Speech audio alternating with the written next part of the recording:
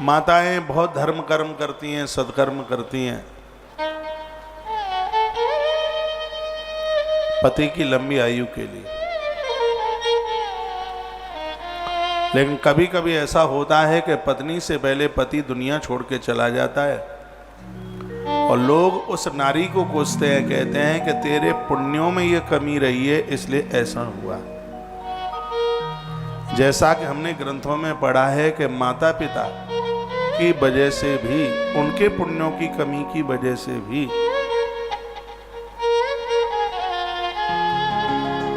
पुत्र दुनिया छोड़ के चला जाता है। और ये समाज की बड़ी एक घृणित बात है कि जो बहुओं को अपमानित करते हैं। क्या उस उत्तरा के पुण्य में कमी थी?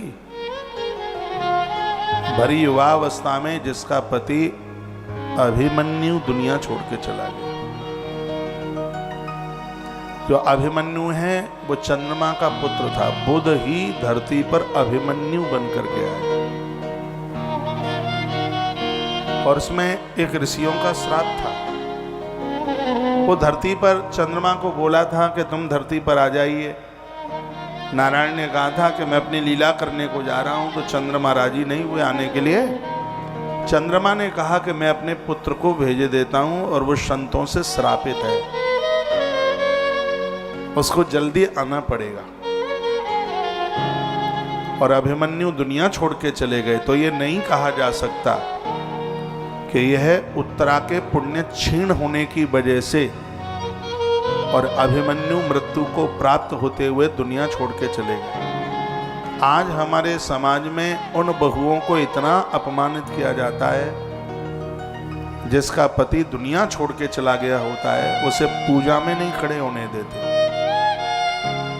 उसको देव मंदिर में नहीं खड़े होने देते।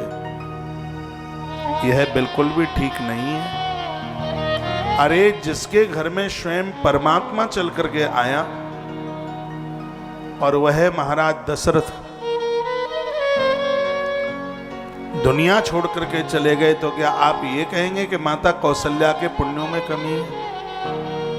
नहीं, ये स्वयं का भी कारण तो हो सकता है। जिसने श्रवण कुमार को मारा तो उस महात्मा ने श्राप दे दिया था, जैसे हम बच्चों के लिए तड़फ करके मर रहे हैं राजन, तो भी अपने बच्चों के लिए तड़फता हुआ दुनिया छोड़ के जाएगा। तो इसलिए महाराज दशरथ की मृत्यु हुई। इसमें माता कौशल्या का दोष तो बताइए, कौन सा दोष है? लेकिन उस समय ऐसा था, लोग अपने दिन का आरंभ करते थे मां कौशल्या का दर्शन करके।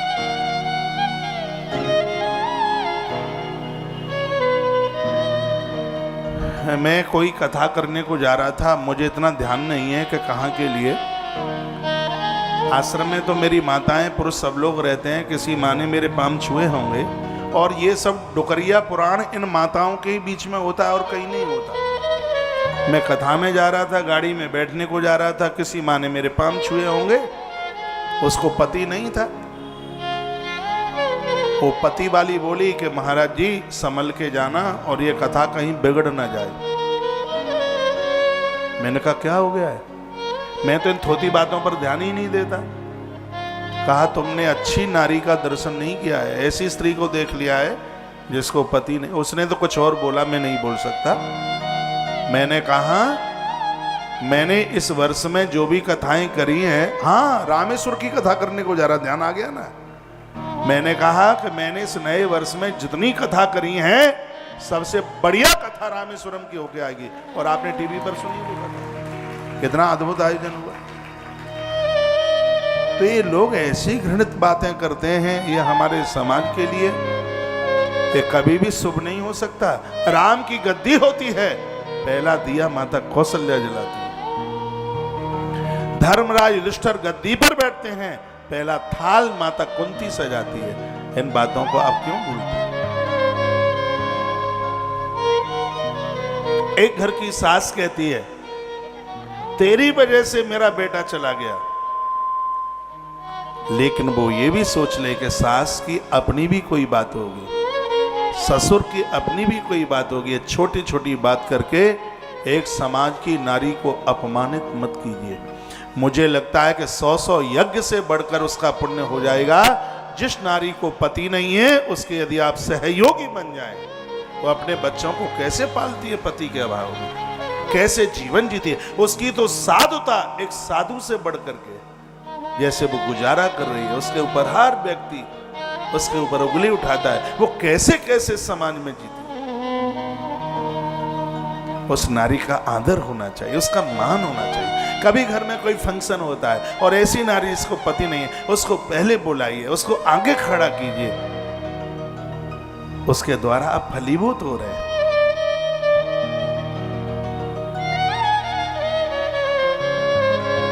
उस नारी का समाज में जीना इतना मुश्किल है जिसको पति नहीं, और पति होने पर भी पति जिसको छोड़ देता है, घर के लोग भी उस नारी का आदर नहीं करते। इसलिए तो कहा है कि पति के बिना नारी अधूरी है। धरती पर सब कुछ मिल जाए, पति का स्नेह ना मिले तो जो मिला है वो सब ऐसे ही है।